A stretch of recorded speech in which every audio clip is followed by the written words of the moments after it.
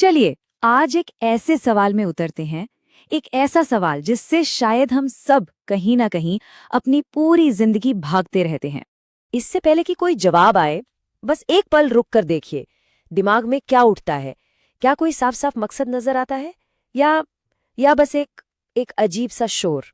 और ये शोर कुछ ऐसा दिखता है। सैलरी, डिग्री, रिश्ते, उम्र, दबाव, उम्मीदें। मतलब कई लोगों के लिए जिंदगी असल में जी नहीं जा रही, उसे बस मैनेज किया जा रहा है ना? एक कभी ना खत्म होने वाली दौड़, बस उम्मीदों पर खरा उतरने की। और आखिर में बस एक सवाल बचता है, क्या बस यही है? तो ये शोर आता कहाँ से है? कृष्णमूर्ति कहते हैं कि हम सब एक एक अनदेखी जेल में जी रहे हैं। एक ऐसी जेल जिसे हमारी जिंदगी भर की कंडीशनिंग ने, मतलब हमारे पालन पोषण ने तैयार किया है। और पता है सबसे कमाल की बात क्या है? ये जो जेल है ना, ये हमें कैद लगती ही नहीं, बिल्कुल नॉर्मल लगती है। क्यों? क्योंकि इसकी दीवारें दिखाई नहीं देती। ये तो उन आवाजों से बनी है जिन्हें हमने बचपन से सुना है और अपने अंदर बसा लिया है। सोचिए जरा, घर में कहा जाता है ऐसे बनो वैसे मत बनो, स्कूल सिखाता है अच्छे नंबर लाओ तभी कुछ बन पाओगे, धर्म बताता है सही गलत तो पहले से तय है, और समाज समाज का तो सबसे बड़ा डर, लोग क्या कहेंगे। और धीरे धीरे ये सारी बाहरी आवाजें हमारी अपनी अंदर की आवाज बन जाती हैं। हमें पता भी नहीं चलता कि ये विचार हमारे हैं भी या नहीं, बस यही तो कंडीशनिंग है। तो इसका मतलब क्या हुआ? मतलब ये कि हमारे जो चॉइसेस हैं, जो हमारे फैसले हैं, वो असल में हमारे हैं ही नहीं। वो तो बस कंडीशनिंग की वजह से होने वाले रिएक्शंस हैं। जैसे हो सकता है कि कामयाब होने की जो इतनी इच्छा है, वो हमारी अपनी चॉइस हो ही ना, बल्कि नाकामयाब कहलाए जाने के डर से पैदा हुआ एक रिएक्शन हो। सोचने वाली बात है ना? और इस सब के पीछे क्या है? डर। जी हाँ, डर। अकेले रह जाने का डर, गलत साबित होने का डर, भीड़ से अलग दिखने का डर।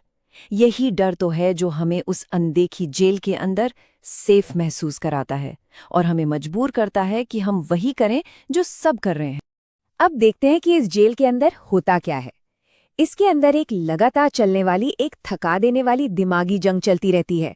और ये जंग है कुछ बनने की, बेहतर बनने की, एक कभी न खत्म होने वाली दौड़।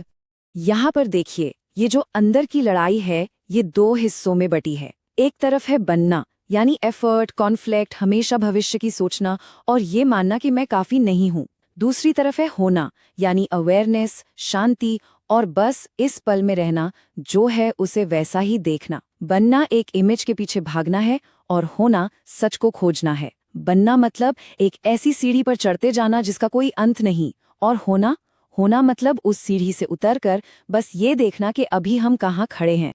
और कृष्णमूर्ति कहते हैं, जहां इमेज है वहां सच नहीं है।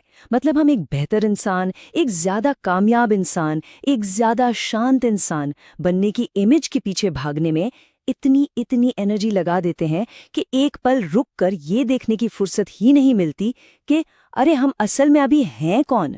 तो सवाल ये उठता है कि अगर कंडीशनिंग ही जेल है और कुछ बनना उसके अंदर का संघर्ष, तो फिर चाबी कहाँ है?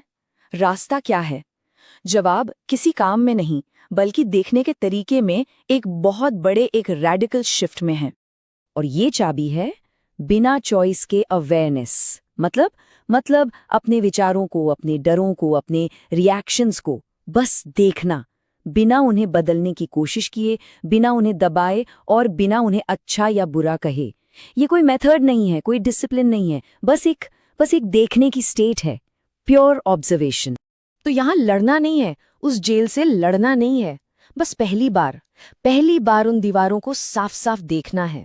आज़ादी जो है वो दीवारें तोड़ने की कोशिश से नहीं मिलती, वो तो बस इस एहसास से मिलती है कि हाँ, ये दीवारें हैं मेरे चारों तरफ।